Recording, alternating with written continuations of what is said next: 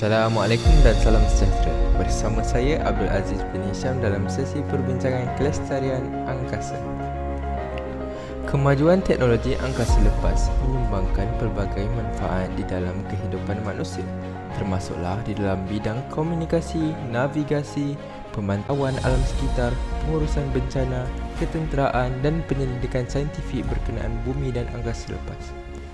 Namun demikian, di sebalik kejayaan-kejayaan kemajuan teknologi angkasa lepas ini, dunia kini berdepan pula dengan cabaran baru dalam memastikan bahawa angkasa akan terus lestari.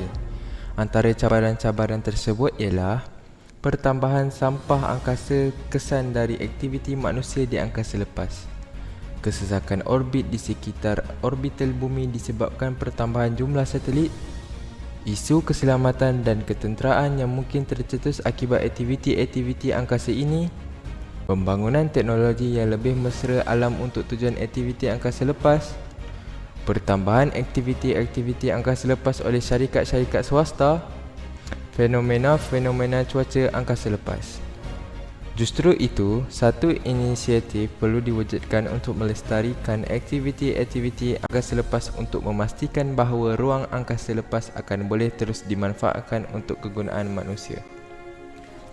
Langkah-langkah yang boleh diambil untuk meningkatkan kelestarian angkasa boleh dibahagikan kepada dua kerangka utama, iaitu pendekatan dari segi teknikal dan dari segi polisi. Dari segi teknikal, langkah-langkah yang boleh diambil ialah membangunkan proses melupuskan sampah-sampah angkasa, meningkatkan aktiviti-aktiviti penyelaan satelit, penyatauliahan satelit, pengurusan orbital satelit dan kesedaran terhadap keperluan semasa. Dari segi polisi pula, antara langkah-langkah yang boleh diambil termasuklah mewujudkan tadbir urus angkasa lepas, mewujudkan kerjasama antarabangsa, mewujudkan norma baru dalam membentuk tingkah laku yang bertanggungjawab, perkongsian data dan peraturan yang efektif. Kedua-dua inisiatif teknologi dan polisi ini perlu dibangunkan untuk mewujudkan suatu kerjasama komprehensif di antara semua negara-negara dan pihak-pihak swasta yang terlibat di dalam aktiviti-aktiviti di angkasa lepas. Polisi-polisi dan garis panduan kelestarian angkasa boleh membantu menyediakan segala keperluan dari segi ekonomi, infrastruktur, tenaga pakar dan sebagainya sebelum memulakan sesuatu aktiviti di angkasa untuk memastikan kelestarian angkasa. Menyedari tentang kepentingan penguasaan teknologi angkasa lepas ini juga, Kerajaan Malaysia telah mewujudkan Dasar Angkasa Negara 2030.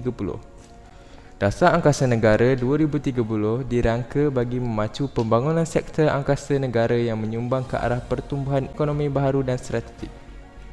Dasar ini merangkumi 5 teras strategik: mengukuhkan tadbir urus dalam mengoptimumkan akses negara kepada keupayaan angkasa, memupukkan kepada teknologi, infrastruktur dan aplikasi angkasa yang signifikan kepada negara, memacu pembangunan sains dan teknologi angkasa serta membina kepakaran, menyumbang kepada ekonomi dan kesejahteraan negara dan meningkatkan dan mengukuhkan kerjasama serta jaringan antarabangsa. Pelaksanaan DAN 2030 ini memfokuskan kepada pengukuhan tadbir urus sektor angkasa, memperkasa infrastruktur dan aplikasi, memacu pembangunan teknologi dan kepakaran serta mengukuhkan kerjasama antarabangsa. Dan DAN 2030 juga dijangka berpotensi menyumbang kepada sumber ekonomi baharu kepada negara.